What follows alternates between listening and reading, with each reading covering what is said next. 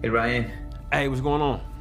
How's it going? Hey, pleasure to be talking to you directly. Likewise.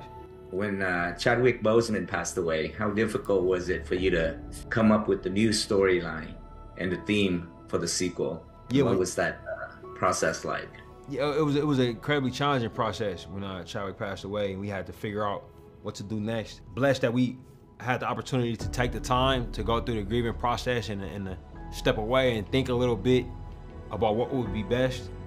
I'm really honestly excited for audiences to see the film because it has a lot of heart poured into it, but it's also an incredible ride. I think it's got a lot of things in the film that really haven't been done before. You know, in terms of some of the filmmaking techniques that we used and some of the things we did with water and with our main actors. You know, in stunt coordination and makeup and just the languages. There's seven spoken languages in our film.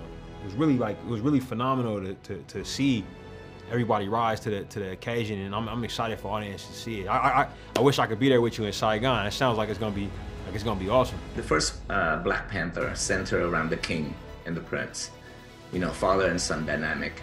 So with Chad passing, you're exploring the relationship between the queen and the princess, right? Yes, Mother-daughter relationship. Absolutely. How did that change the way you approach the making of the film? It was a heavy burden to, you know, during that time of finding out what the movie was going to be, because we had our hearts set on something that centered T'Challa, you know, and during the time of realizing that wasn't going to happen anymore, and finding what our new story was going to be, it was very scary.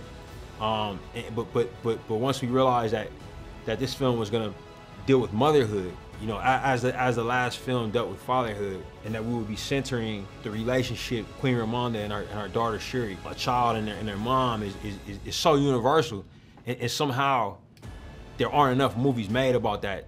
We were on the cutting edge of something, you know. We were doing something special, something new, and as Angela and Letitia's performances started to inform those themes, it really became clear that we had something special. What was the biggest lesson, you know, you take away from making the first Black Panther, and how did you apply that into making the sequel? Yeah, that's a great question. I think I took away many lessons. It would be hard for me to say which one is the most important. A big lesson I took away from that experience was to be present in the moment, and to be thankful in the moment for opportunities. You know, I didn't know that.